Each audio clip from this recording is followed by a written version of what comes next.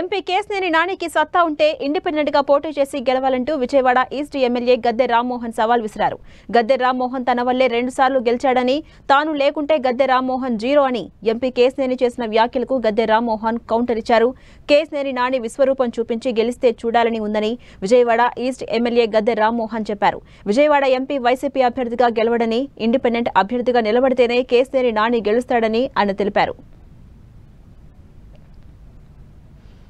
MP Kesineni independent అభ్యర్థిగా పోటీ చేస్తే గెలుస్తాడంటున్న విజయవాడ ఈస్ట్ ఎమ్మెల్యే గద్దె రామ్మోహన్ తో మా ప్రతినిధి Vijay Chandran face to face ఇప్పుడు చూద్దాం.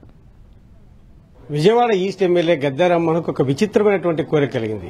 అది ఏంటంటే ఎంపీ కేశినేని నాని ఇండిపెండెంట్ గా పోటీ చేయాలి, తర్వాత ఆయన విశ్వరూపం చూడాలన్నటువంటి కోరిక కలిగింది. ప్రత్యర్థి పార్టీలో ఉన్నారు, ఈయనకు ఆయన విశ్వరూపం ఎందుకు చూడాలన్న కోరిక ఎందుకు కలిగింది, దాని వెనుకున్నటువంటి కథా కమామిషి ఏందో తెలుసుకుందాం. సరే చెప్పండి, ఇంత విచిత్రమైన కోరిక మీకు ఎందుకు కలిగింది? అంటే కోరిక కాదండి. ఇప్పుడు వారు ఏమంటున్నారు పాపం, ఆయన నేను చెప్పాను సంవత్సరం క్రితమే అందరి సమక్షంలో చంద్రబాబు గారికి సార్ ఇక నేను ఆగిపోదాం అనుకుంటున్నాను, మీరు ఎవరికోటి చూసి ఇచ్చుకోండి, నేను నా ఎంపీ పదవి వరకు నేను ఎంపీగా పనిచేసుకుంటానన్నారు. సరే ఈయనకి ఎలక్షన్ దగ్గరికి వస్తున్నాయి కాబట్టి మనం ఏదో నిర్ణయం చూసుకున్నారు, లేకపోతే ఆయన ఆగమన్నారు, మీరు ఈ పనులు మిగతా చూసుకుంటారు అన్నారు. 3 నెలల ముందు ఎలక్షన్ వస్తుంటే మరి వచ్చేవాళ్ళు చూసుకోమంటారు కదా.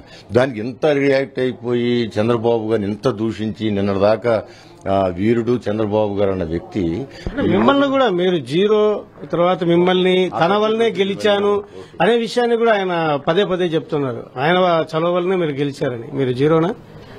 ముందుగా ఆయనకు ఎంపీగా ఉన్నప్పుడు గెలిచినప్పుడు, మీరు ఎంపీగా గెలిచినప్పుడు ఎన్ని ఓట్లు వచ్చాయి, మీకెన్ని వచ్చాయి, ఆయనకు వచ్చే తేడా ఎంత? నాకు ఎన్ని వచ్చాయి నాకు గుర్తులేదు కానండి, రికార్డులు ఉంటది. ఏదైనా నాకు 1,00,000 దాకా దగ్గర కదా, 10,000 తగ్గవచ్చు పెరగవచ్చు. ఆ 1,00,000 మెజార్టీ అనుకునేవాళ్ళం. అట్లాగే ఆయనకి అంతే 1,00,000 మెజార్టీ వచ్చి ఉండొచ్చు ఆయనకి. ఆ ఓట్లు మెజార్టీది కాదు, నేను గెలవడం జరిగింది, ఆయన గెలవడం జరిగింది. నేను ఎంపీగా పనిచేశాను, ఆయనే అనేక పర్యాయాల్లో, చాలా పర్యాయాల్లో, ఇప్పుడు కాదు 2014 ముందు 2009లోనే నేను తిరుగుతా ఉంటే ఎక్కడ చూసినా ఎంపీ అంటే గద్దె రామ్మోహన్ అని అంటున్నారండి, మీరు ఎంపీగా మంచి పేరు తెచ్చుకున్నారని అన్నారు. నేను కూడా సంతోషం. ఆయన కూడా ఎంపీగా నేను ఆయన చేసిన పనులకి నేను కూడా చాలా అప్రిషియేట్ చేశాను. ఈ రోజు కూడా ఎంపీ గారు ఆయన చేసిన పని మీద నాకు గౌరవం. కానీ ఆయన ప్రవర్తన మీద కొంచెం నేను బాధపడుతున్నట్టు వాస్తవం. ఎందుకు నన్ను వ్యక్తిగతంగా జీరో అన్నాడని నేను బాధపడలేదు. మీరు ఎమ్మెల్యేగా ఏమీ చేయలేదు, అంతా ఫెయిల్యూర్ అయిపోయారు.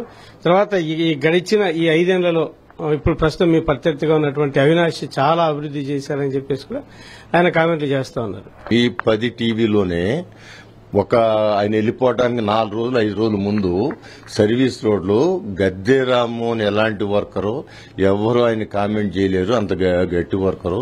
ఆ రిటైనింగ్ వాల్ కట్టింది గద్దె రామ్మోహన్, చంద్రబాబును ఒత్తిడి తెచ్చి కట్టించారు అని కూడా ఆ రోజు చెప్పారు కదా. మీ టీవీలో ఉండే కదా సార్, అయ్యే రోజు చేస్తే సరిపోతుంది ఆయన అన్నమాటలు మీరు.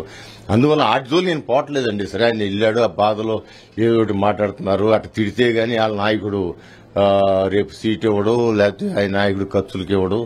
సో ఆ మాటలకు కొంచెం బాధ వేస్తుంది నాకు. నేను 10 ఏళ్ళు సాహసం చేశాను కదా. ఇది కేశినేని అనే విశ్వరూపం చూడాలన్నటువంటి గద్దె రామ్మోహన్ ఆలోచన, ఆశ వెనకైతే అది ఉంది. ఆయన సెటైరికల్ గా చెప్పినా కూడాను ఒక ఛాలెంజ్ గానే దీన్ని కేశినేని తీసుకోవాలని మనకు స్పష్టమవుతా ఉంది. మొత్తానికైతే గనక ఈయన ఇచ్చినటువంటి ఏదైతే సలహానో ఛాలెంజో మరి కేశినేని ఏ విధంగా స్పందిస్తారో వేచి చూడాల్సింది. కెమెరామెన్ అస్గర్ తో విజయ్ చంద్రన్, విజయవాడ.